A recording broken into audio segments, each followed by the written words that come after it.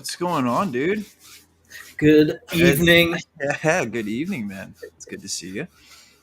Likewise, thanks for having me on tonight. Absolutely. It's late, but that's awesome. It is Normally well, at it's this late, hour late I for was you. It's dinner time for me. dude, this is awesome because normally I used to work late nights and Mhm. this is now starting to become late night work, and what a happier difference that is to be able Yeah, to do this. Come home and be like, gosh, I have to go sit in front of my computer again and talk to my yeah, friends. Like, oh man, what a job. yeah. Shoot, but Well, it's good to and have you two, on. now Thank you for. this late, you're not competing with all the other Tuesday, Wednesday, Thursday night stuff that That's wraps right. up. That's what I like about broadcasting from the West Coast is when people are flipping through their phone before they go to bed for a little bit and chilling out and kind of decompressing. Then we get to do this and uh, Yeah, catch a little different audience, which is pretty cool. yeah, and then too, this will also go up on Spotify as well as a podcast. So folks that don't catch it late can catch it tomorrow or the next day or on the way up to Yeah. Gettysburg tomorrow or something. I won't be listening to because I can't stand the sound of my own voice. So Yeah, me too. yeah, I've never listened to anything I've no, recorded. I really can't. It's like oh my god, like it's. Yeah, But it's no, it's pretty cool. Like, awful yeah, hearing what you I'll be actually there sound for you. like. It is. It's like wow. That's the. Oh wow. Hello, hello, Darren. So I hope what's you're doing well. you've been kind of off for a little while from social media and streaming and whatnot. Yeah, So you're it was a finally getting nice back break. and come back around and Yeah, and it was an interesting, little time off. I had a pretty good amount of time to study. That was cool. That time obviously is in between having to work a lot, so a lot of that time was spent working in multiple different locations. And yeah, after a while, I was like, man, I really need to put some more time into some civil works. I felt like I was lacking in that. So, and I planned to come back in June with the Unfiltered, anyways. Like, so there was definitely the ideology to like, hey, I kind of want to come back, kind of want to start doing some stuff. I have ideas for content, and I didn't run out of ideas for content by any means, but I felt like a lot of the ideas that I had, I've exhausted already, and I wanted to kind of yeah, reset so that I could really put forth a game plan on what the next step would be in the Unfiltered world. So, like, sure, how am sure, I going to move forward from here? It was a hiatus, so I have to figure out how to bounce back, and I'm hoping I'm doing a decent job. Like, I'm yeah, putting, regular content back, so yeah, but I got to, like I said, the Upton stuff. I got to study and prepare, even more so for that talk that I gave, which was fun, and I really hope that the yeah, roundtable enjoyed it. yeah. Aaron, I'm on my tea break. You're on your tea break. Do you want to come in and say hi on your little tea break on your phone? I'll send you a link. I'm actually drinking sweet tea right now. I know it's probably worse than drinking coffee for him. Yeah, I wouldn't want to talk to you with the Brit. I think I'd be in over my head pretty quick. Oh my god. But Yeah, I don't know. He knows more than tea, but yeah, that's Oh, he said, "Give me a minute. Let me send him a little link real quick." all right. Sorry. So Yeah. yeah, so you Sorry. did just was it two nights ago or last night you did your Upton talk for Rappahannock? What was the roundtable you did it for? So it was Monday. It was the Rappahannock Valley Civil War Roundtable. The talk that I gave was Emory Upton in Myth and Memory. One of the things I focused on, and I don't mind giving the general theme of what I kind of came up with, and like I was mentioning to you earlier, I had this idea of what I really wanted to present, and I had it for so long, man. I mean, I had a year's worth of research on this at least, and I really tried to tackle as much of it as I could. But on the way there, all of a sudden, I like kind of just scrapped it. Like the whole idea just came out of my head out of nowhere. And from there, I decided that maybe I could really swing this to something better. Hmm. And Untold Civil War. Hello, sir. Good to see you. Thank you for joining in tonight. And he's just like, like I could do Unfiltered Historian live. Let's do that. So I even mentioned, I was like, I think I'm gonna swing this as myself. Like I really think that a live experience of the Unfiltered Historian would be cool. So Sure. I'm glad they took a chance to have the Unfiltered Historian live in person for the first time. Like, I mean, Yeah. it was great. And then I'm doing it tomorrow night with Tattooed Historian, which I'm super, super excited for, man. We're doing the WTF Moments of Civil War at Gary Owen in Gettysburg. So, like, to be able to be in Gettysburg with John and spend that Yeah. time just like sharing these fun, off the wall, wonky Civil War stuff, Yeah. that's Well, incredible. that was one of the first things that really got me excited about doing content online Mhm. was a live stream that he did. Well, two things. One, he did some live streams from the battlefield one day. And that was like a total revelation. I'd never seen anybody do that. He was just Mhm. walking McPherson's barn, Rose Farm, some places like that. And he was talking about the ground. I'm like, man, this is super cool. But then sometime around then, he did a live stream of the first WTF, and it was him and Avery Lance and Yeah, I remember that. That was at Gary somebody Owen else. too, right? Yeah, yeah. And I was like, wow, this is so cool. This is so fun. And it totally changed my perspective on like what we could talk about and how we could talk about it. And you don't have to be a ranger or a PhD giving a Right. presentation to talk about this stuff. We can just have conversations about it with people, and it's interactive, and we don't have to know everything about everything, but we can know enough about a lot to pass on information and have Right. conversations. And that's what I took away from that thing. Is like this was totally kind of lighthearted stuff or whatever, but I learned a lot too. Mhm. And and I thought, wow, this is the way to go. This is a really cool thing. So hopefully someday, I don't know what John's long-term plans are going to be. I know it's a little in flux in some decisions he's making and stuff, but I hope at some point that continues and I can do something like that with him in Gettysburg too. You know, Mhm. my maybe do a talk about my Seattle at Gettysburg presentations or tours or whatever. Something that's relevant, but in that environment, because that was kind of where the online stuff started for me a little bit, was watching that Gary Owen stream. So Yeah, um, and I'm excited to be there, man. It's my second time going to Gary Owen. I've only been one time. I'm like, oh, dude, I can't wait. And yeah, I'm it's actually gonna be staying the night in Gettysburg for that. So that's gonna be my first time actually staying there. really wow. Well, not in a while. I used to stay there all the time, but like to be in town, Yeah, like that's gonna be. I'm yeah. excited, man. Go to the. I have not been to Gettysburg for an embarrassingly long time, actually, because I mean, it's a thing for me to get there, obviously. Yeah, Um, it's a little farther but out than my 3 hours yeah, tomorrow, but yeah, yeah. Um, but yeah, I miss that environment and that oh, dude, I experience. can only imagine. Um, Untold Civil Wars had several good nights over there. Oh, absolutely, man. Yeah, I can only imagine. Like, it's gonna be cool, and like, I have Appalachian Brewing close to where I'm staying at too. It's just like, because yeah. me and How my far? breweries, and So, we what gotta. time are you guys going to do that tomorrow? It's I believe it's you said 7. Yes, I think it's 7 7. Eastern. Okay. I have to remember the poster. I should remember this, but I'm like so excited I can't even think straight, man. Like, Yeah. that's the Yeah. only Well, thing that sucks. Like, I have to drive it tomorrow, but I'm so excited I'm not gonna sleep. I'm just like, yeah, like, yeah. Yeah. No, just want to I'd be the turn the same keys way. and go. For sure. So what And like, else? What are you gonna do there? Are you gonna do you have well, let's brainstorm, man. on the battlefield? Do you have some now that you've spent all this time researching new stuff? Do you have like I got to go to this place? I didn't care about it before, but man, I've got to go.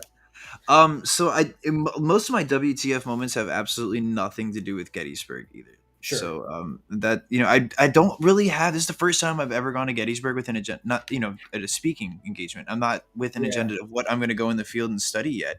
Okay. So I'm like, that's what I was talking to Tim earlier. I'm like, what do I do? Oh, look, Uh Oh, hello there. Good hello, morning. Good morning.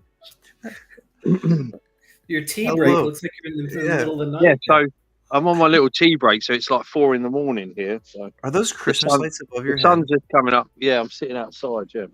Are you You know. yelling at me for my Christmas tree still being up at that point? Oh no, You it's got not Christmas Christmas tree. It's lights. like, they're like garden lights, you know. Oh, uh-huh. Uh-huh. Yeah. Yeah, huge So difference. Yeah, Huge yeah, difference. huge yeah. difference. Nothing So like that at all. Yeah. yeah, I thought I'd make the effort, you know. I didn't even know they were there till you pointed them out. So there you go. Yeah, there it is, man. How are you tonight, good sir? Pretty festive. Yeah, I'm very good. I'm very good. How are you? I'm going to Gettysburg tomorrow, man, so I can't sleep. I know you are. So Yeah. I'd be really excited too. That is Yeah. like Christmas, really, isn't it? You know. It is. And I got in touch with Richard earlier. I'm like, dude, I haven't chatted with you in a while. Let's do something tonight. Let's do an unfiltered conversations. Yeah, why not? Perfect. So Richard, how many times have you been to Gettysburg? Oh my goodness. Well, I grew up not far from there, so I've been there a lot. Oh wow, cool. Not so many times since I've been in Seattle. So Well, I've lived here 30 years, and I've probably been a half a dozen times over that time. But I went to Gettysburg starting when I was 2 years old. So Oh wow. a lot of time there as a kid. That's where I learned about this stuff and got it bred into me. But I got pictures of myself on Little Round Top in like 1980. Oh, nice. Well, I mean, I wasn't even born then. Tyler was tube socks and Yeah. and looking very much like an 80s kid. But yeah, Sweet. those were the days. I can remember those trips when I was 6 or 7 years old almost better than trips as an adult. When I think back on it, I'm like, I can remember the plastic souvenir sword that I had with the little plastic stone on the end of it, you know, and has a little ball on the tip of the thing. And I had this little musket that you could buy it actually had a ramrod and that's short cool. bullets that you could put into it. There's no way they would sell that anymore. No, not anymore. You'll shoot your eye out with that thing. Yeah. And a little felt kepi with a sticker, you know, on the top of it. And I mean, just all the classic stuff. And brochures from the Centennial from the 1960s were still around. So that's what I would get were all these like original like 1960s NPS stuff and Bruce Catton books and all that stuff. So that's cool. That's what I cherish. I need to find that copy for you. The Centennial Handbook. The original one that my dad gave me, I can't find, and I wish I could find it. But I was at one of our used bookstores recently, and they had for $10 a used copy of the same book. So of course I was like, and I wanted to look through it. And that's who writes most of the stuff in that book for the Centennial. They're little excerpts by Bruce Catton. So I was like, oh my god, dude! I was a little kid and didn't even know I was reading Bruce Catton as like a kid, like looking at Spotsylvania pictures, and I'm like, holy shit, I'm reading Bruce Catton, like. That's so cool.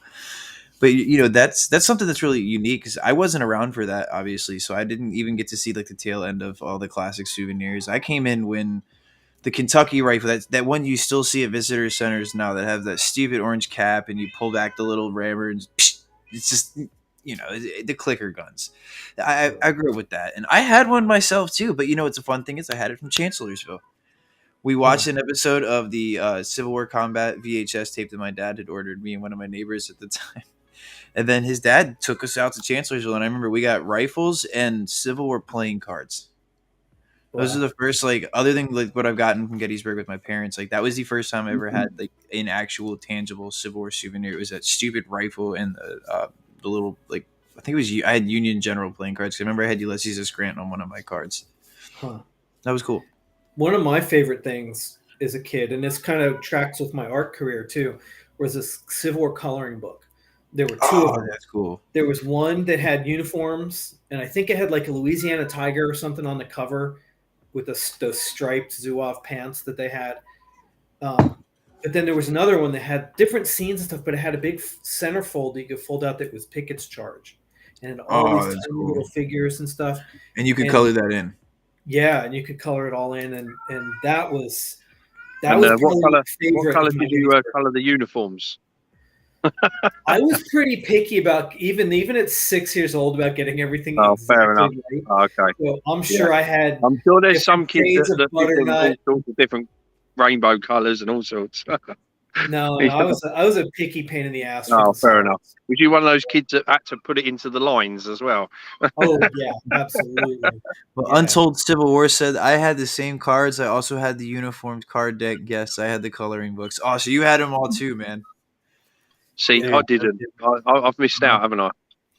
So I almost remember. I haven't had them either. So that stuff from being a kid at Gettysburg more than the battlefield. I remember walking from Devil's Den to the Gouverneur K. Warren Monument with my dad, like up that rocky Absolutely. ass hill, the whole thing. I Mhm. was in Florida a couple weeks ago visiting my dad. And he's like, that was a tough go. Like Yeah. going up that hill with you as a little kid, following the Texas Brigade. I guess I don't know that we knowingly did that. We probably were just like, let's just go up the hill. Dude, But can you yeah, imagine those Texans? Though that gives you an appreciation for that charge that they made. yeah, As stupid as it may seem on Oh, paper and definitely. looking at it now, it's just like when you actually go through and do something like that, especially like you mentioned, like that rocky ass hill. Yeah, like yeah, that.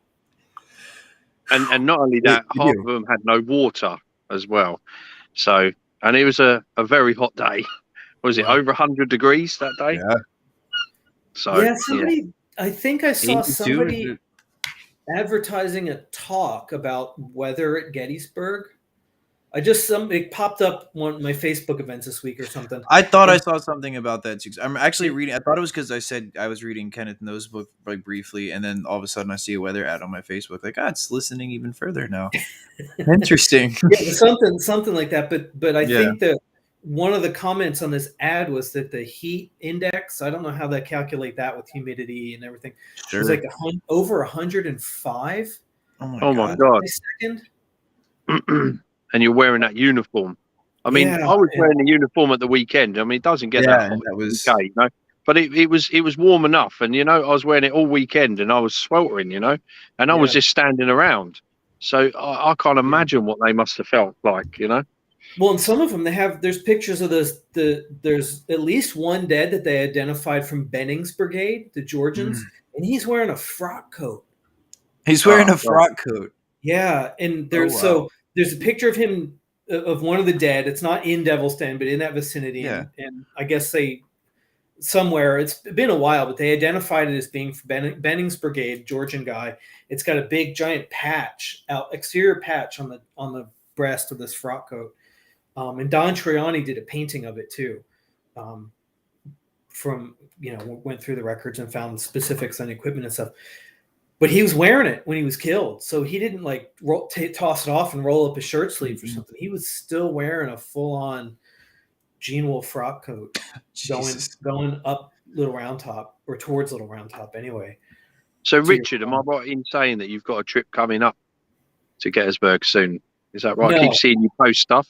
well, I have No? a tour that I'm doing here in Seattle about Oh, right. because we've Oh, got okay. So um, you've got some veterans that have fought in Gettysburg, yeah, and you're going to go around the yeah, the graves. Okay, yeah, exactly. There's a that's still lot. cool. That's still cool. Yeah, there's a lot of Gettysburg. There's several dozen Gettysburg veterans just in the two cemeteries That's awesome. that I'm going to go to. Hmm. So, and it's nice because they're distributed because they're not just all veterans from Pennsylvania or all guys from New York. There's a representative every single division that fought at Gettysburg. So the point of this tour is going to be to tell the story of the Battle of Gettysburg through the stories of the Seattle veterans. Yeah, Right. So I we'll be think able to I talk think about all the cavalry actions, all the artillery, every division on the field, Confederate. There's about 8 or 10 Confederates, I think. So they're less, but enough that it's all here, everything, the whole so. story. So I know you've lived in Seattle for 30 years. You just said. Mhm. So what made you want to do this? Highlight Seattle's involvement in the Civil War. What was what Well, your drive for that? it was almost kind of accidental, honestly, because Really. yeah, because It's always accidental. The British I've one's always accidental. always been interested in the Civil War, right? Since a kid going up Little Round Top with my dad. Moved here. I went to school to be a historical illustrator. I saw Don Triani's paintings and all these other artists, and that's what I was going to do. I wanted to be a Civil War historical artist. Went to school for that.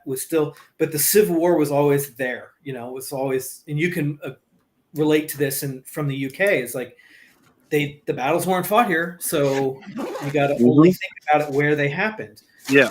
And a couple years ago, I was visiting the cemetery. Yeah, There you go. that's great. Untold Civil War. I'm sorry to interrupt, but yeah, I saw that comment. Actually, it's in my book bag of stuff I'm going through right now. So Can I just say to the Untold you're not Civil War wrong. podcast, you haven't seen Tyler's book collection, and it's huge, and it takes up the whole apartment. And he's got a stack of books like in Ghostbusters that go up to the ceiling. You know. So side note on that, we've managed to cram all of them into one closet. So and they're organized on the shelf. So it's like line after line. Then I have a bookshelf over here and just a row against the wall all along my couch. So they're manageable now. But yeah, sorry, carry on, Richard, about the Yes, please. Yeah. So what was really the trigger is I knew there's some Civil War veterans around here, but I never really understood the scope of it. And we have a dedicated Grand Army of the Republic cemetery here in Seattle. Mm-hmm. There's about 500 veterans that are buried there, but it's an overlooked part of town. It's not very frequently visited. I went to school 3 blocks away from it, studying to be a historical illustrator, and I never visited the cemetery with 500 Civil War veterans. And but that's always the way. That's the way it happens, you know. And I was studying. They're all just right there. I would go to the University of Washington and go in the library and spend hours and hours in the official records and all the books and stuff, researching stuff for paintings and assignments. And I never once looked in Seattle at these stories here. And several years ago, I was like, and then for a long time, I didn't give a shit about the Civil War. Right. I was busy with all I didn't. And I was visiting my dad, and he had a book, the original regimental history from 1889 of the 9th New York State Militia, the 83rd New York, who my third great grandfather fought in. And while we were in Florida on vacation, I started reading through it. And like 2 pages into it, I was like, I forgot how much I loved this stuff. So I brought the book home so I could finish it reading. And then when I was here, I went to the cemetery. Like, there's guys from that regiment that are here in Seattle. And that's when the door was kicked open. I was like, why? How did these guys wind up here? I asked myself that question in the cemetery. Yeah. And then I realized that one of the 3 guys in that one GR cemetery who were in the 97th New York, which 83rd got consolidated with the 97th before my ancestor mustered out. There's 3 guys from the 97th. One of them, as I looked into his history, turned out he was wounded at the slaughter pen at Fredericksburg, about 50 yards from where my ancestor was wounded. And when I realized like these 2 guys were laying bleeding in the mud together, just in that same patch of ground within the distance of my front yard, did they get evacuated to the division hospital together? Did they, maybe they had a conversation, maybe they met each other, maybe they didn't, but it was like, it became really intimate at that point. And that's where I started like, who are these guys? And then it just, all of a sudden it flew open. And then when I went to look for more information, there wasn't any. There's local Civil War enthusiasts that are into it, that are part of some of the descendants organizations, or they're really into genealogy or whatever, but it's not public. If you know them, you hear about it, but it's just, they're all their own research and whatever. Maybe they post in their roundtable newsletter or something like that, but there was nothing publicly available. And I felt this is such a massive your story is very similar to the Monuments UK veteran thing that my friend Gina started, and it's very similar, and she literally has a book full of veterans that went back, didn't get a pension, but oh my God, it's just opened a door, and a passion is just, we need to. The thing is, this is what she said the other day to someone when they visited the stall that we had there. She said, they'd been forgotten about, but now it's for us to make sure that they are remembered. Yeah. And it's like, I actually gave her a kick up the arse and said, you need to start a charity. And that's why we did it, But I mean, I don't know if you've seen that London branch banner that she's recreated. It's just amazing. Yeah. I mean, that's a copy of the original. Oh my God. But it's very similar, Well, and it's funny you should point it out that way, because I kind of felt the same way when I went to look for the information, and other than some, pedantic little circles of descendants groups and stuff, I couldn't find anything. And I felt, at that point, I was like, well, why don't I do it? Yeah. Why am I waiting for somebody else to tell me this stuff? Somebody's got to be the guy to write the book. Somebody's got to be the guy to start this. And so I felt that same drive probably that she did. Yeah. And the one Hey, thing, thanks for joining with us. Sorry, I didn't mean to cut you, but yeah, thank you for watching with us. And you did mention earlier, it's really interesting how people get their itch for history. I agree with you. Yeah. And Yeah. well, thank you for tuning in, and I hope the rest of your work shift is fun and exciting. Maybe you can check the rest of this out later on Spotify, man. Yeah. Have a good one. And going back to that, Richard, so eventually we're going to have a website, and we're going to be a point of contact for anybody that wants to find out anything about their relative during the Civil War.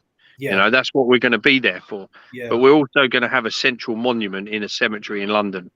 wow, And that was you know, amazing. we're trying to get there. It's a struggle, but I think Sure. it's starting to take off. You know, and it's but you know, I just love all of it really. And Yeah. just like you know, I didn't give a shit about the Civil War for 10 years. You know, Yeah, I did and I rediscovering didn't. that You know, and then all of a sudden, bam! You know, I go to a reenactment, and the next thing you know, I'm involved in everything to do with the Civil War, and that's all I think about.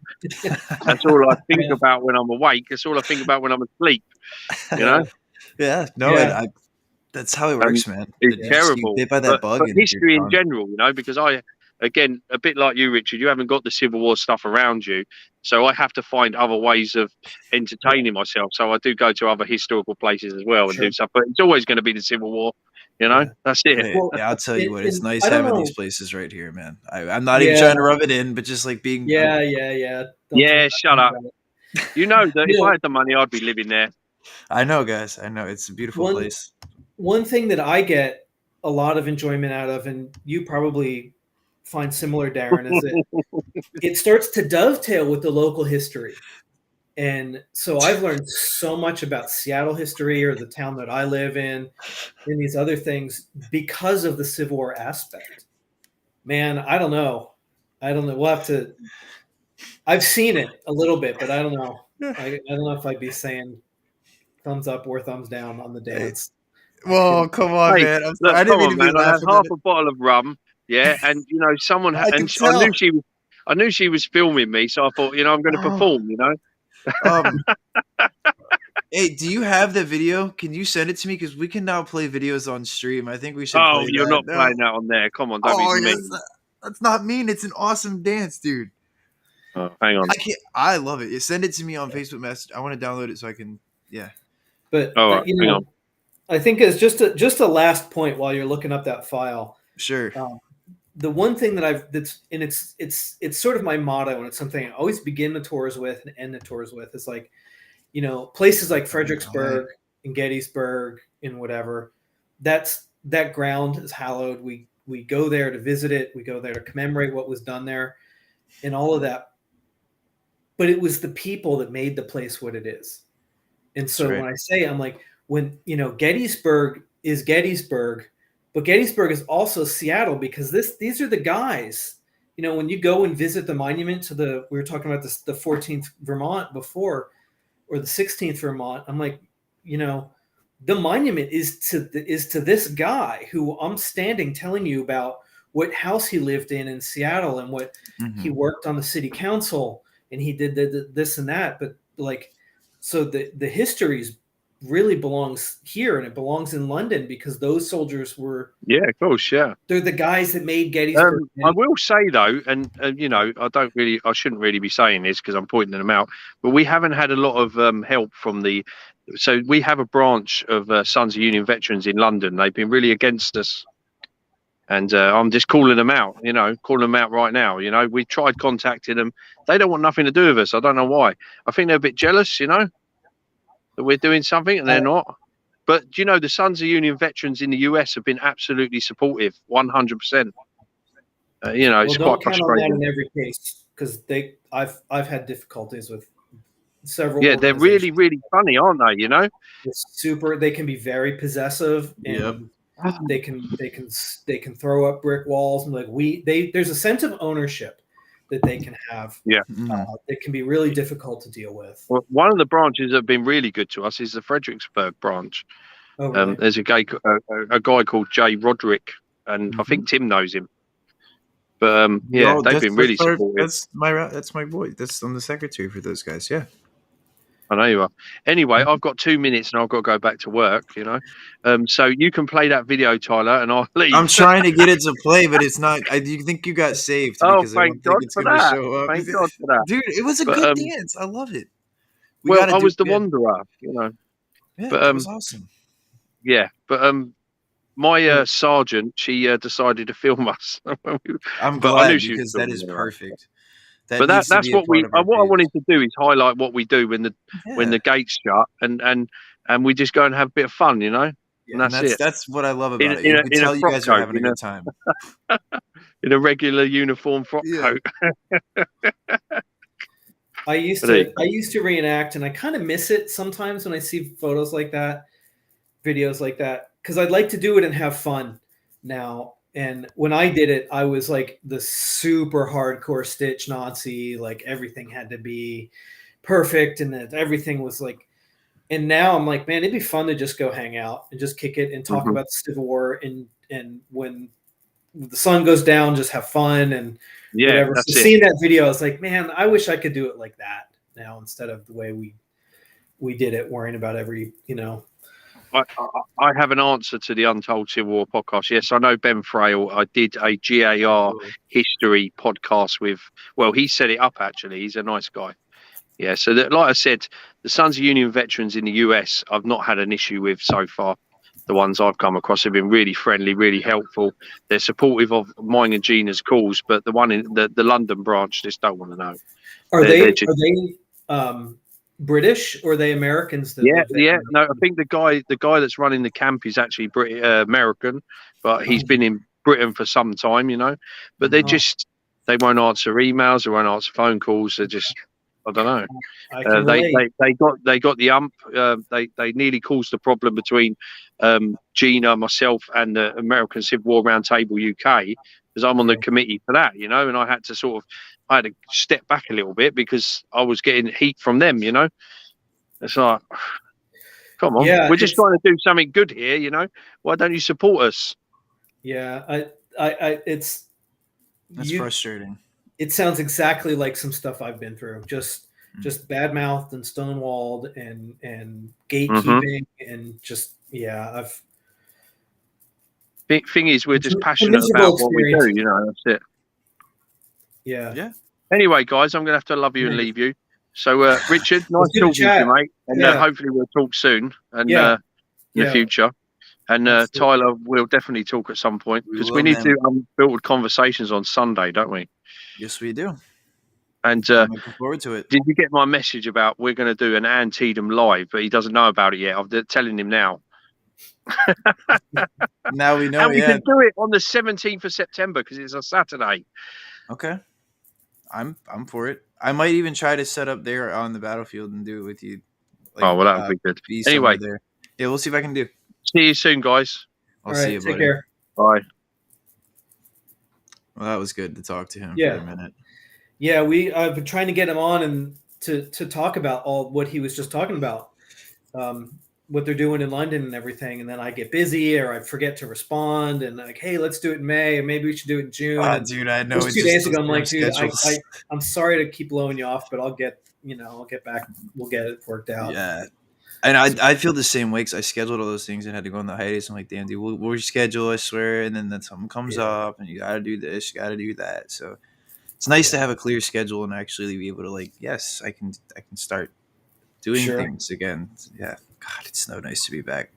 Yeah. So yeah, I guess tomorrow is going to be, I'm excited, man. Like tomorrow's going to be fun. Yeah. Yeah. It'll be good. So it's just you and John doing it at the. Mm-hmm. Are you going to do any of the stories that you did when we did the WTF for Civil War Seattle? I've got one of them I want to use again because I just love it so Yeah. much. I think you know exactly which one I'm going to do too. Yeah. Mm-hmm. Yeah. My girl Sarah, man. Yeah. That was such a fun. I wasn't prepared for that. I know, dude. I wasn't prepared to read it. Darn it! Like going through, I was like, "What the did I just read?" Yeah. I'm like, it's like what? John told one when he did that one with Avery, and I don't know if it was just I don't know who the other guest was. There were three of them. at least maybe 4 on that one. And he told some story that had something to do with an artillery piece on Cemetery Ridge, maybe Cemetery Hill. I don't know. Anyway, it was a Napoleon, a brass cannon, and something happens to it. And the way John told the story was, I got the best laugh out of all the stuff they talked about was this artillery piece thing. I hope he tells that one again, because I want to hear it again, and I don't want to have to go searching all over the internet to find it. But yeah, that's a great concept. I'm glad he did that, and I know he took some flack for doing that in the beginning. Really? Yeah, because there were some I think people it's awesome. People didn't want to do that, and he stayed firm with it, and yeah, people didn't take well to it. Some establishment people, and I found that, at least on my channel, some of the best that and the just unscripted chats that we've done have been the most watched stuff that we've had. Yeah, they're the And best we've too. had I mean, Gettysburg guides come on and talk about, authors. Kenneth Noe was on, all these different people.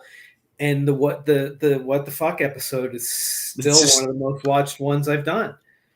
woo, I And love hearing that, man. That's the best. yeah, Those are so fun. yeah, it's different.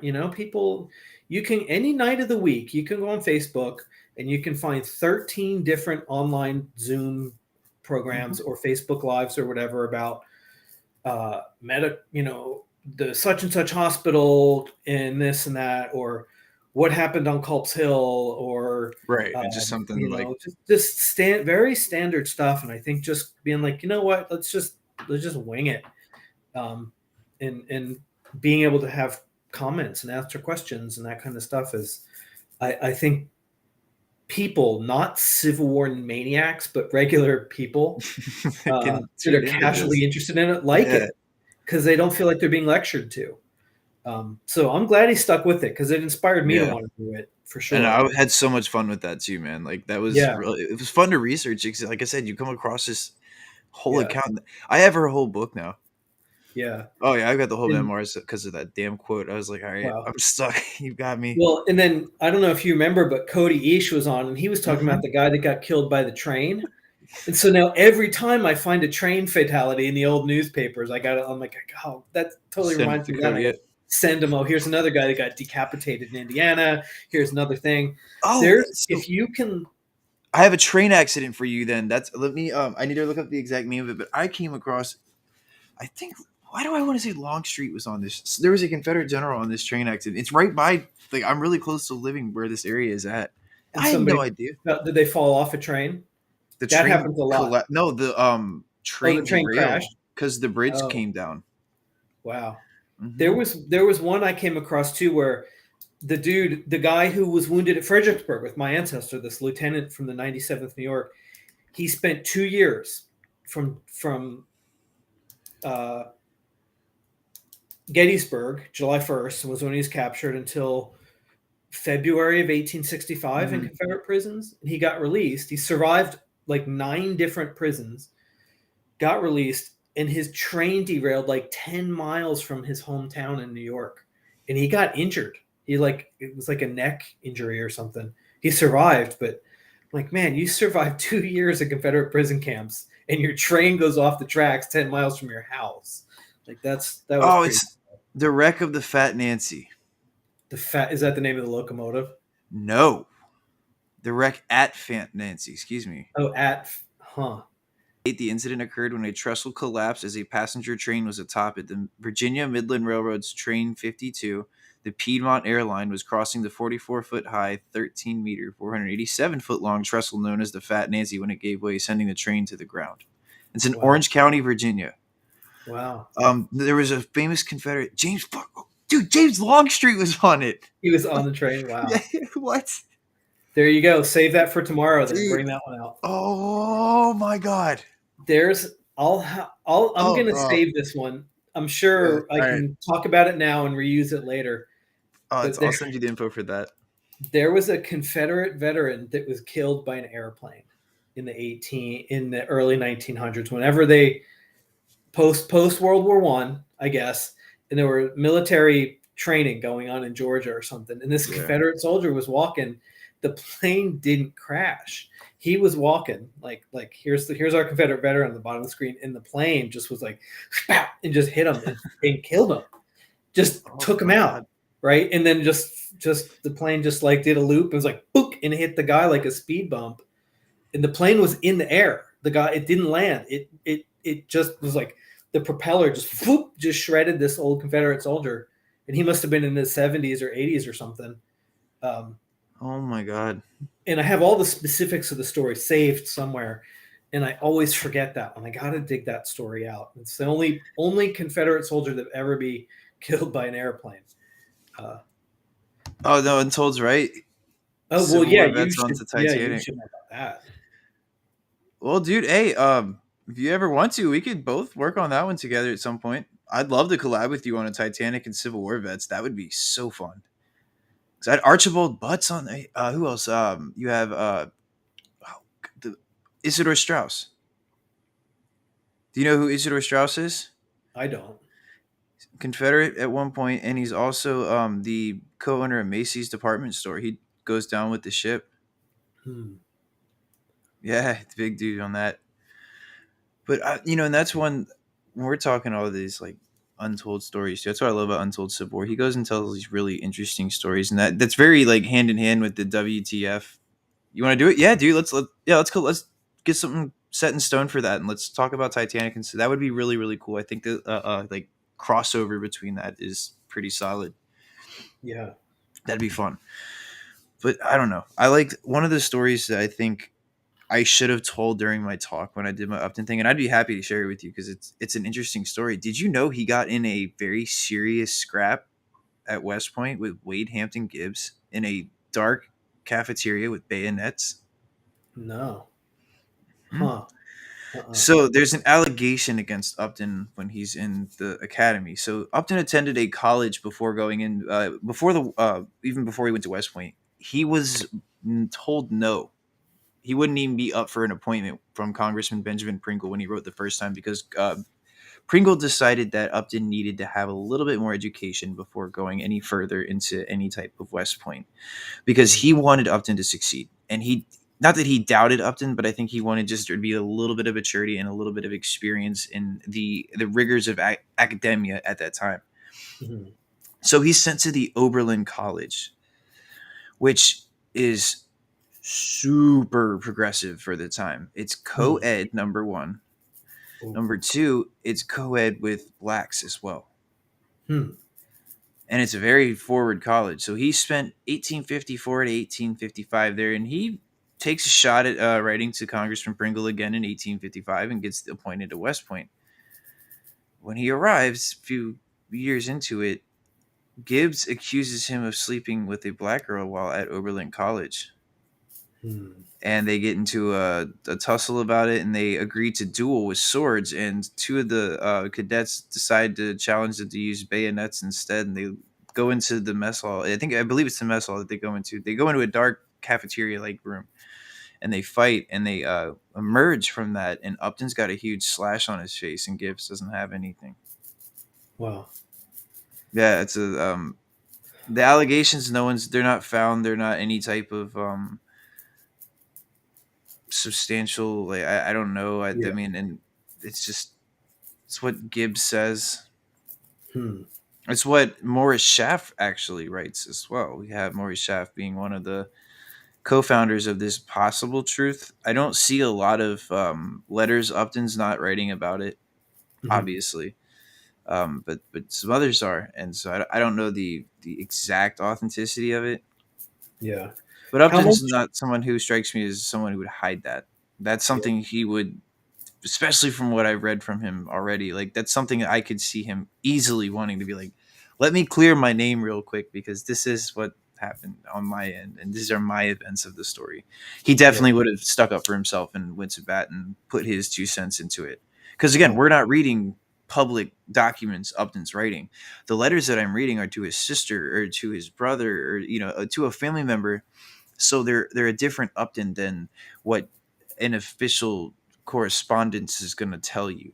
His Yeah. official correspondence is going to be happy go lucky, nothing wrong, everything's good. professional Upton. That's what you're Sure. gonna get. But when you're seeing his letters to his sister and just the family, it's a different Upton, Hmm. and that's what I'm So saying. You can see that. where are you finding the letters from? Are they in collections, or is there a book that's published of his? Is that what you held Two. up before? Yep, these two.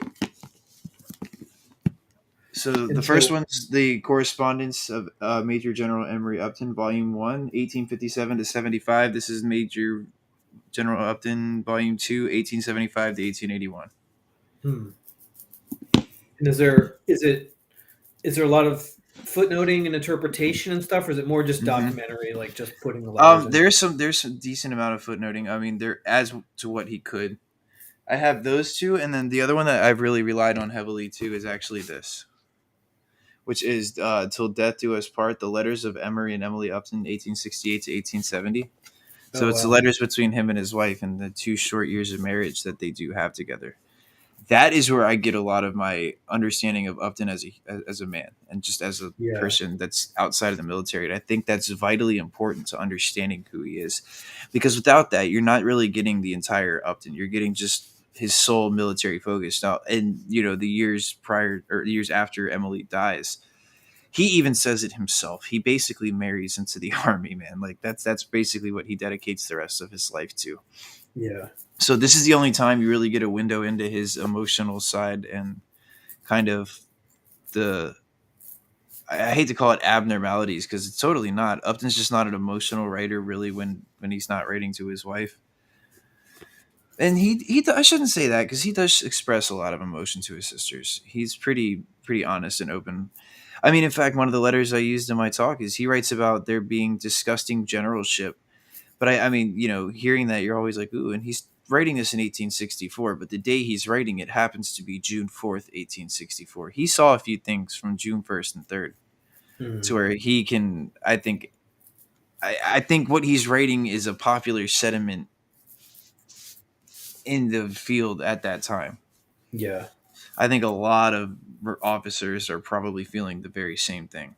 yeah, The shock of what just happened isn't so, and I don't take that at like this is a huge jab, and I see how he changes his views towards the generalship, and that's because again you're in the moment. You just and he had the Second Connecticut Heavy Artillery too. That's another really sad thing to think about. These guys get absolutely clobbered by Thomas Clingman's North Carolinians there in the trench, and they don't make it yeah, out. So yeah, they're Upton's witnessing this firsthand, and those Second Connecticut boys were known as the bandbox regiment because they were guarding the defenses of Washington. They weren't signing up in the war to go front line combat with yeah, Upton in the Sixth Corps and just run up in there and have to face Confederates such as the likes of which that have been serving for years. These are yeah. veterans, and these are new guys, fresh blood on the field. So So does his military correspondence differ from that letter that you're talking about? Like when you see his reports, or is it like you big really time, have to balance those two more? Like uh, there's my big time. there's no reflection of one or the other. He keeps them pretty separate. Yeah, he does keep them pretty separate. His emotional side definitely comes out in his personal letters, and you don't really get that too much in any of the official correspondences. Yeah, And when he writes militarily and he writes his stuff, dude, I have to be frank. As much as I love the guy, I said it at the round table. His writing is the cure to insomnia. I swear it. If you're tired, do not read anything Upton writes. yeah, interesting. That's not a letter. His letters I can sit here and read all day. I mean, I read him and Emily's that book in a day. It was so good, and it's a decent sized collection of letters. But it was Yeah, just so good. I'm like, man, this is poetic. He's got a niche for writing, but he doesn't do it often. And well, shouldn't say that because when he does, it's just straight up statistical military. And it's like, oh yeah, my God, Upton. He writes an entire book called The Military Policy of the United States and doesn't finish it because he commits suicide. So to answer your question, Untold Civil War, yes, he does commit suicide in 1881, in March of 1881. But he doesn't get to finish this military policy of the United States, which is arguably the first military history of the United States. Like strictly speaking, when I say that military history, he starts all the way from when Washington's in command of the army. And he writes his whole book to do one thing: tell Congress to stay the fuck out of military affairs. hmm. I mean, and I emphasize that because that's Upton's biggest argument against one of the military issues and why he wanted to go so far and become a reformer was because he was just absolutely tired and sick of dealing with Congress and how they would meddle in what he seen was meddling with what warranted. He thinks that the entire Congress needs to just stay completely out of whatever the military is doing and let people that are actually dealing with military problems deal with them Hmm. as they should. And he adopts this big, I guess it's like this obsession, I should say, to try and bring the American forces to more of a Prussian military style. Hmm. And again, it is almost obsessive with him. And Yeah, I it's can what, see maybe reading theoretically about this might be a little boring if he's just going through it point by point by point and year by year by year. It's yeah, I can see that be.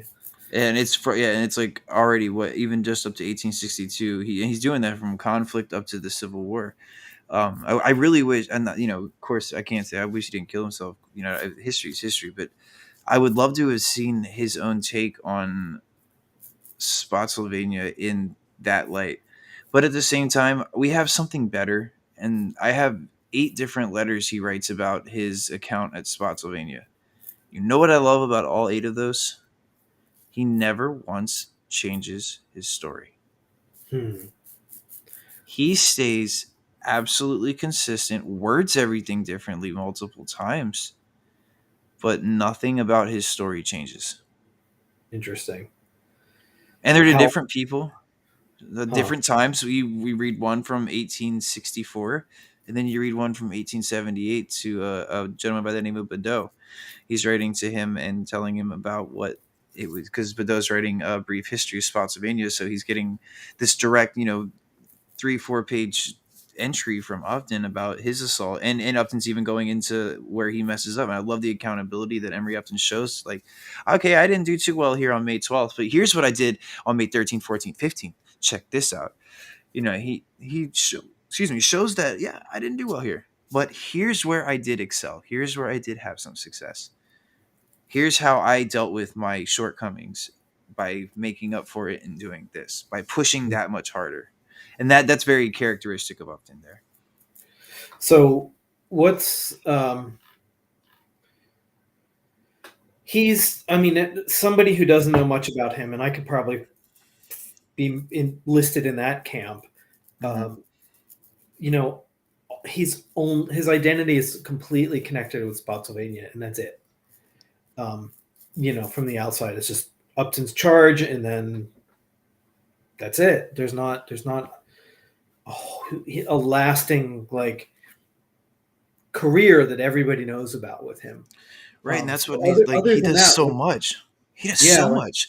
He's yeah, at So he goes to fight at Cold Harbor. On June 1st, he's in charge of the Second Connecticut Heavy Artillery, who gets clobbered there. That's what I'm saying. He witnesses that because those are the people given to him.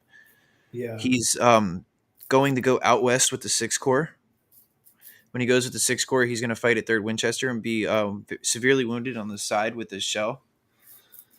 So he goes and convalesces back in Batavia, New York, and then will go and actually join James H. Wilson for Wilson's raid in the South as a cavalry commander.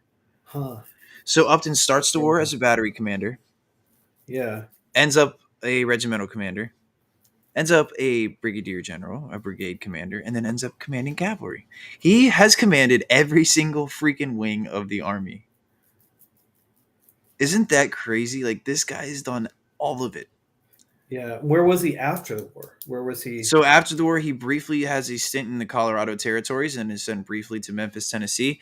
Then he marries Emily Norton, who becomes Emily Upton, and they go on a honeymoon. He comes back. She dies in 1871, and then he travels the world as an advisor, Hmm. from Russia to like Saudi Arabia to where else does he go? Asia, Europe, Prussia, obviously. Yeah. Um, he goes all over, man, and that's the fun part about his letters. Like, I love Civil War and Upton and his formulative years, and I agree 100% that more so the experiences he had during the Civil War are the driving factors as to him becoming such a reformer. was because of I think the shortcomings in what he could have done better during these charges, because that's what Upton writes about. Is yes, these attacks were successful, but he always offers how he could have improved. Hmm. So I think that's like you're already seeing him become a reformer with these attitudes during the war, that he needs to do something else. He needs to add this next time. I need to try, or I need to implement this move. I need to tell my troops to do this. And when I allude to Rappahannock Station as the biggest one. Do you know what he does at Rappahannock Station? I don't All actually. right, so to sum it up briefly, all right, Brigadier General David Russell is in command of the 6th Corps troops that are moving in this area on November 7th of 1863. And there's this large Confederate redoubt, and there's one just over here on the right. And Russell's tasked with taking this and trying to knock it out across the river. And there's a pontoon bridge over there. A lot of stuff happens with that. Russell goes forward and takes it, but is taking some serious fire from the Confederates that are on this redoubt on the right. And it's becoming dark. Upton is now tasked with taking this. So how Upton does it is he takes 2 regiment, one the 121st New York and the 5th Maine, put them up front here, sends those 2 regiments forward into the breach. He has them reload while on the move, number 1, which is pretty incredible. And then number 2, he has them do not to fire a shot until they reach the works. So it's hand-to-hand fighting. And when they take the works, they take it rather easily, but they're taking fire from a sort of a hidden redoubt further to the right, but it's hastily guarded and it's night now. They can't see that well. So Upton reorganizes what he can and moves the forces in front. And then he starts shouting something along the likes of, "Men, you are brave. You have seen this combat in these places. If you go forward, and if I swear, if they lay into you and they start shooting at you, I will send 6 regiments over behind you into their lines." Well, the Confederates surrender pretty much without a fight Hmm. to only 2 regiments. There's a tussle, there's some hand to hand fighting, of course, but it's like nothing for Upton. And he was just able to not only seize this one by giving those 2 regiments the task to move forward, without firing, to rush the works, attack, show that force, and then fire, and then contain that, and then now move to another objective and do the same thing. So it's like clearing, almost like house by house. You're clearing redoubt to redoubt to redoubt. You're charging, you're shocking at first, but Hmm. then he does something even cooler. Is he uses that like mind trick. It's night. He's using the forces around him to trick the enemy into thinking there's a larger force than there really is. With the confusion of an assault on a redoubt, it's probably very easy to do, especially with probably what's going on behind that 2-line regiment. That you get the 5th Maine and the 121st New York up here in the front, and you got all that commotion of the captured Confederates and whoever's disorganized going on back there, that sound that's just moving on. And, as a Yeah. Confederate in the redoubt, you can't see all of that. You can only see what's really directly in front of you, or Yeah. whatever, however your field is going to be. So Yeah. they're just, okay, well, there's 6 regiments coming at us. We're good. Yeah. I'm not fighting that. Yeah. Well, that's what they would have expected. They Yeah. wouldn't have Yeah. expected Right. just 2 regiments. That point in the war, they're not attacking in that small a number. And there's something, it's a smaller incident, but something very similar happens at Chancellorsville. I told it on my podcast the other night when I was doing the Jackson wounding talk on my little podcast I did. Uh, the 128th Pennsylvania during the Battle of Chancellorsville was commanded by a guy by the name of Lieutenant Colonel Levi Smith, right? And after Jackson's flank attack went down, and all these men are moving from their own fortifications that they have dug. And I mean, again, I'm calling them fortifications. They're really breastworks. They're not even full on Yeah. earthworks at this point. They're just hastily dug fortifications that are there to protect you. The Pennsylvanians, for example, the 128th, they had to abandon their works because the Confederates ended up taking them for themselves, not to use as works. They didn't dig them back out and reorient them all over the place. They're more so using these as a landmark for reorganization, if you will. They're using this to form their lines and reorganize from what was just a chaotic assault. Well, with all the chaos that ensues on both sides, the 128th ends up becoming kind of agitated, and Levi Smith doesn't really know what's going on with the situation there in his former fortifications. So he's actually going to tie a white flag around a stick, and it's an informal flag of truce to boot, but goes over anyways and asks pretty much to the Confederates that are in the trench, hey, who's over here in my works? All right, cool. I'm gonna go back over here now. It's just whatever. And no, he gets snatched and dragged into the trench, and he's like, "What the fuck, man? Like, what the hell?" And they're like, "No, you're a prisoner. You just tried to. Are you serious?"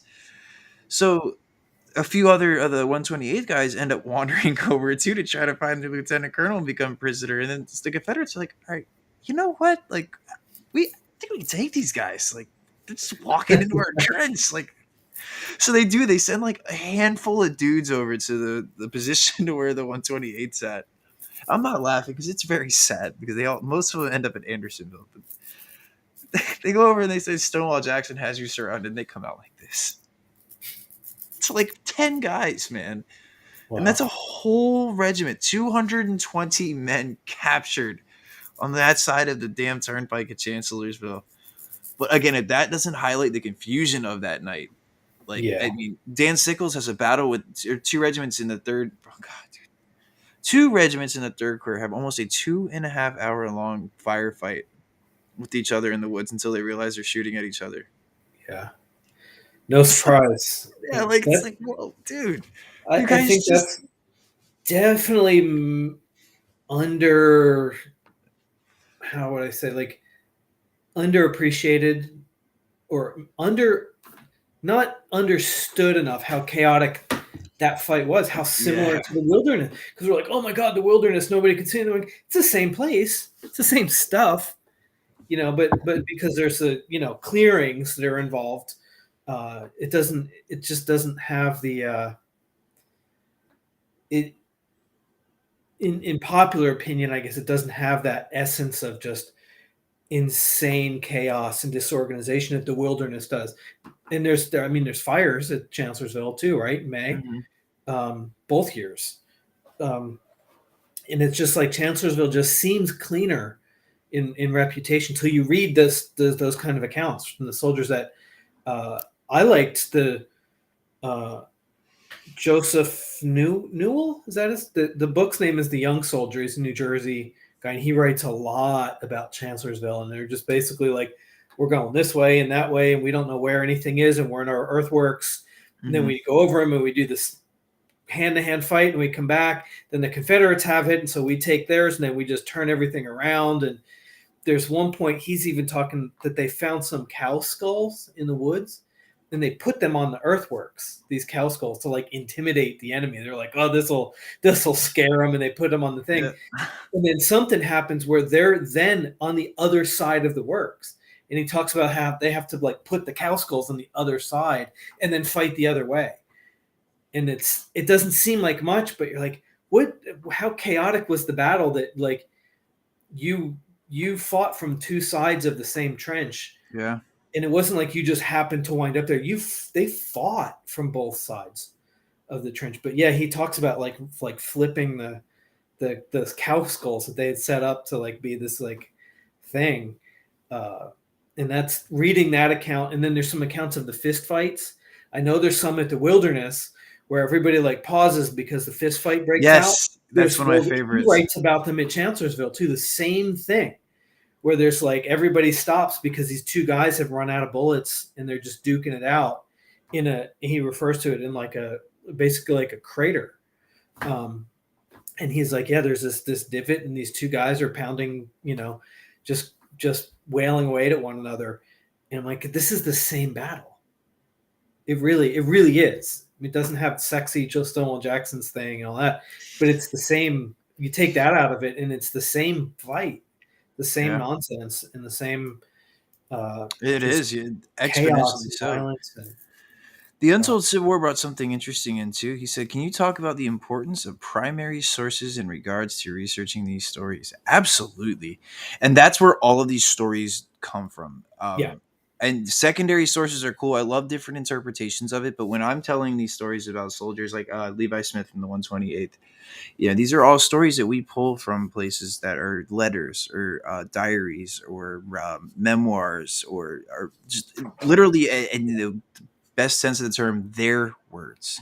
yeah, So, I mean, yes, you're hearing my take on their words or how I relate it to you. But at the end of the day, this is what they have told us. This is what they have left for us as historians and as us as anyone who just has even that passing interest in the Civil War to read and to understand who these people were. And the way we get that is, yes, by listening to us, because of course we are their vessels of messaging when they leave letters like this to be interpreted and to be talked about. But at the end of the day, maybe it's not even meant to be left to be interpreted. Maybe it's just them telling you exactly what their civil war was, and that's Yeah. exactly what it is. Their war. We're here to just learn about their experiences. Yeah. And that's the greatest thing about primary sources is, again, you're getting their side of the story. They're able to tell you what's happening. It's up to you to bring it to life. And Yeah. for those that don't understand or may not understand the subject of your study, it's up Yeah. to you to make that happen. So again, primary sources gives you the ability to do that.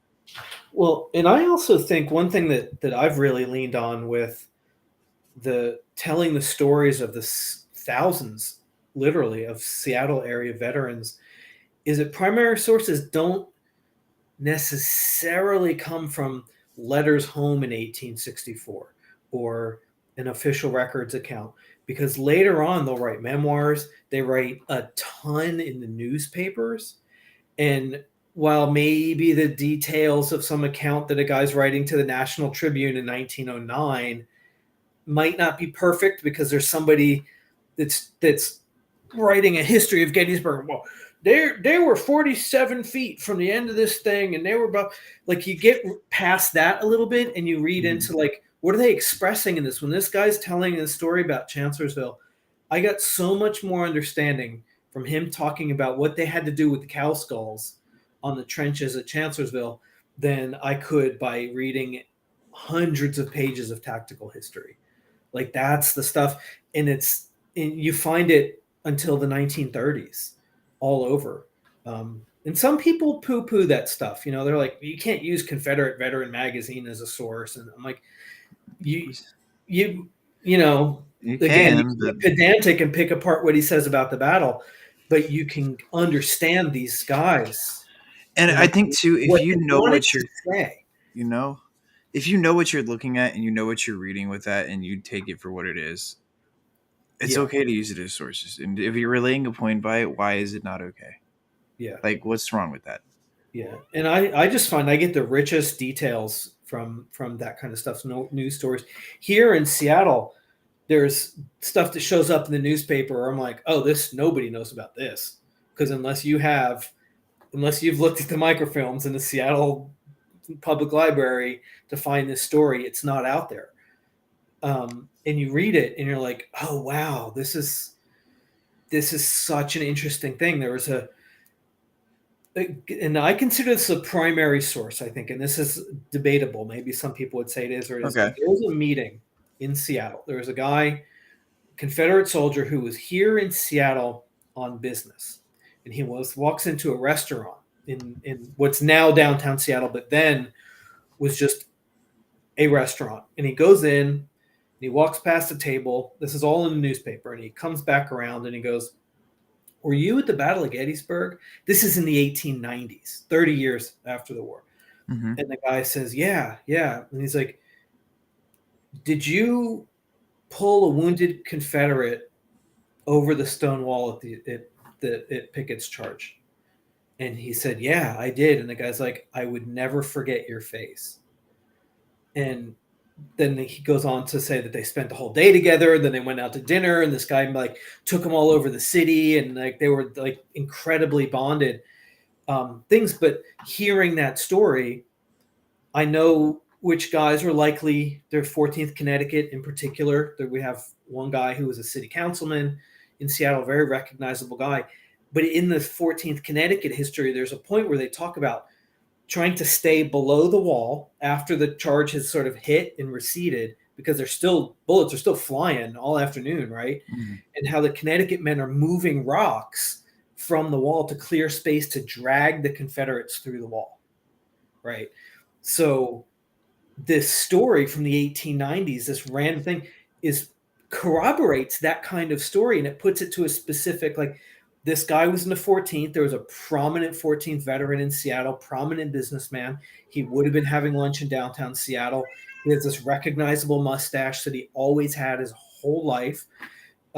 Any photograph of him has it. I'm like, this it's stretching a primary source to say it's an 1890s newspaper in Seattle, but really it helps close the circle on this story of Connecticut men pulling Confederates over the wall after they had been wounded to give them medical treatment or to get them to safety because they were continuing to get hit. And it's just, to me, that's the richness of these primary sources goes on for decades after the war. No, absolutely, man. I like that. And without that, you wouldn't be able to tell that story. You'd Mm-mm. just be like, well, the regimental history says this, or Joe Schmo's book says this, or that. But if you're like, wow, these guys recognize each other 30 years later, and so on, and that's the stories I want to tell Right. for sure, because that's what people that's when it resonates with people. If you just say Yeah. today on the afternoon of blah blah blah, the 14th Connecticut, and they were engaged, and this was so and so's brigade, and You've lost me, man. yeah, you lose everybody Yeah, that way. So we're those gone. primary sources, like that's where the of course the academic history and the tactical history comes from, but for me, that's where the human history is. Sure. It's the letters, like you said with Upton, the letters to his wife rather than his official records. Yes, I love And that if stuff, you're man. doing public history and you're guiding tours and you're on the front lines, that's that's what resonates with people for sure, is that stuff. So for me, I think it's stretching the definition of primary source when you're thinking about people that are writing tactical battle histories, Hmm. um, are the single most valuable thing I do is those newspapers and letters. 100%, man. I agree. Like that's where I have found some of the most resourceful stuff in the Yeah. world. Well, with Do you? that, we're go ahead. I was going to say, do you, just as a last thing, Hmm. do you like John Michael Priest's books? His, because I know he's taken flack, or did, for the Antietam book for embellishment of something here and there. I don't even know what the point really that they were trying to pin him as making stuff up. But his books are just a woven together series of stuff like that. And Okay. man, I read his books. I'm like, man, I can smell the smoke. I can, like, and I love it. And they were so influential on me because of that style, because of getting away from the, like, just the maps, paragraph describing what a map looks like. And his wilderness book is super good. But I know people, the hardcore historians and tacticians and tactical history stuff don't like that stuff. But I Mm-mm. love it. I think his books are awesome. But yeah, Anyway, no, I like priest stuff a lot. yeah, Actually, I have to say that yeah. There's the wilderness books he did are really good too. yeah, The yeah. maps in that and Untold Civil War says tactical history. I need you guys on my new show, The Tactical Historian. Ooh. Well, that's what I I, don't do is tactical history. I need to be on the crazy 30 years later stories historian. I can do the tactical history. I'd like to do that. That'd be fun. So yeah, maybe we can get an episode of that too. I can look at something in Fredericksburg or like Spotsylvania or something and break down some tactics for you. Yeah, But sure. with that, folks, I'm gonna Yeah, get me a couple of chapters of some type of Gettysburg, and I'm thinking about. And maybe I'll finish with this. I've been trying to brainstorm ideas as to what to do tomorrow, and I know John likes to talk about this stuff a lot, but I'm thinking about grabbing Coco's book, grabbing Frasinito's stuff, yeah, yeah. and I might cover that tomorrow because I know Little Round. A lot of the normal stuff that I do isn't available, so I might go and cover the Yeah, stuff that's kind of tough to cover. yeah. I think so. I mean, John loves the battlefield burial stuff, Yeah, and a who better? lot. And Yeah. he's descendant of a guy from 150th Pennsylvania that I know did burial detail at Antietam. I think he said. I don't know if he was involved in it with Gettysburg, um, but I know he'd love to. I'd love to listen to it. If you guys want to go live on one or the other of your channels, I I was think. thinking, yeah, that's what I was gonna try to ask him. I was like, if he has the, because I know we're gonna meet a little bit before we go to Gary Owen, anyways. So we're gonna spend some time on the field. And it's supposed to rain too, so I feel like the ambiance with like rain on the battlefield at like, I mean, Yeah. that would just it Well, would make for a powerful video. And I'll do some. I have a lot of recording that I want to do that's not live, so that I can put together a video because I've been sure. messing around with like some stuff on my phone on how to do that. Yeah. So okay, we're you can get lovin's and stuff, but you can't go Yeah. on the laptop. Well, if you guys happen to be able to, and you make it to the high water mark area, and I can get enough notice to set up a live stream real quick, and you guys, and I'm home when you're there and whatever. Yeah. And if you guys want to be in that vicinity, and I could go live on Civil War Seattle and bring you guys on the field to talk about some of the Seattle, what the perspective that the 14th Connecticut or the Kemper's Brigade or the Vermonters saw or something And like then that. we could be on that. You two on the field to talk to me about it That would would be be cool. breathtaking. So Yeah, let me talk to him keep tomorrow. I that in think we mind might be. tomorrow. If you got time and I'm around or something, and we can all swing it at the Yeah. same. And if time, he can't that do would it be fun. tomorrow, I'll be there Friday too. So there's, Oh I'll do shit! some Okay. stuff Friday afternoon. Yeah, yeah, that'd be awesome.